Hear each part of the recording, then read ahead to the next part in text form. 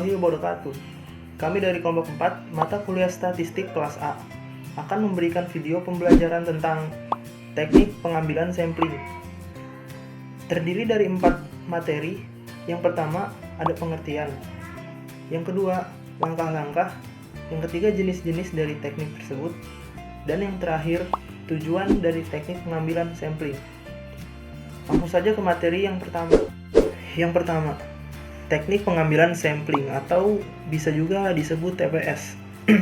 TPS adalah suatu cara untuk menentukan sampel yang jumlahnya itu sesuai dengan sampel yang akan dijadikan sumber data yang sebenarnya. Dengan memperhatikan sifat-sifat dan penyebaran populasi agar sampel yang kita dapat atau yang kita peroleh bisa lebih representatif. Selanjutnya, langkah-langkah teknik pengambilan sampel atau TPS. Langkah yang pertama yaitu mendefinisikan sebuah populasi yang akan diteliti. Yang kedua, menentukan kerangka sampel serta kumpulan semua peristiwa yang memungkinkan. Dan yang ketiga, menentukan teknik atau metode sampling yang akan digunakan secara tepat. 4. Melakukan pengumpulan data yang akan dijadikan sebagai sampel. 5. Melakukan sebuah pemeriksaan ulang terhadap teknik sampling yang telah dilalui. Oke, di sini saya akan menjelaskan tentang probability sampling atau random sample. Random sample dibagi menjadi 4, yaitu yang pertama yaitu simple random sampling, yang kedua yaitu proportionate Startivate random sampling, dan yang ketiga ialah disproportionate Startivate random sampling, dan yang terakhir ialah area sampling. Nah, yang pertama adalah simple random sampling. Simple random sampling adalah suatu teknik pengambilan sampel yang acak, di mana secara yang anggotanya populasi memiliki kesempatan yang sama untuk terpilih menjadi sampel. Yang kedua ialah proportionate Startivate random sampling.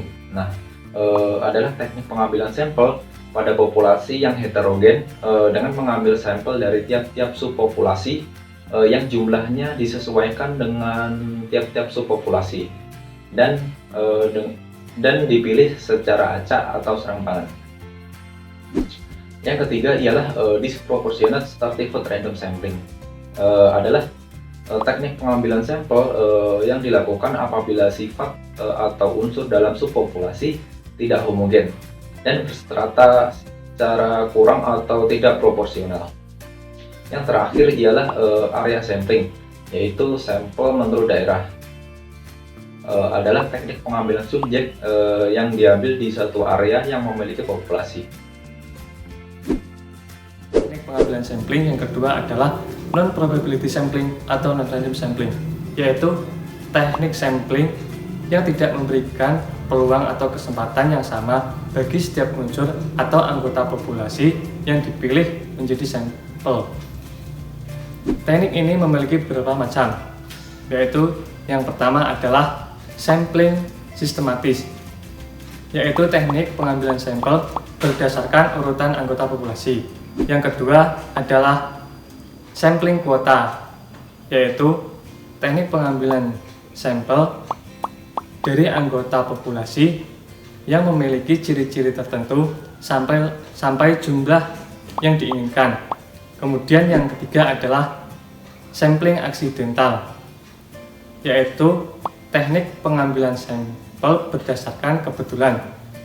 Maksudnya adalah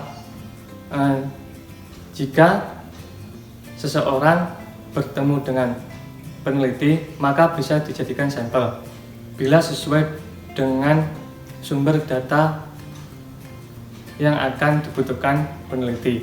Kemudian adalah sampling purposive. Teknik sampel ini berdasarkan pertimbangan tertentu, yaitu sesuai dengan kebutuhan penelitian. Kemudian adalah sampling jenuh. Teknik pengambilan sampling ini bila semua anggota populasi dijadikan sebagai sampel. Dan yang terakhir adalah snowball sampling, yaitu teknik pengambilan sampel yang awal mula jumlahnya kecil, kemudian sampel ini disuruh memilih teman-temannya untuk dijadikan sampel. Tujuan teknik pengambilan sampling yang pertama adalah untuk mendapatkan data yang lebih akurat, namun masih ada kaitannya dengan populasi yang menjadi sasaran atau penelitian. Yang kedua adalah untuk memberikan informasi yang berhubungan dengan populasi yang ingin diteliti. Dan yang ketiga adalah untuk menjadikan sebagai pedoman atau acuan ketika mengambil keputusan. Terima kasih, mungkin itulah yang dapat kami sampaikan dari kelompok 6. Motivasi dari kelompok kami ialah jangan biarkan pendapat orang lain menjadi masa depanmu.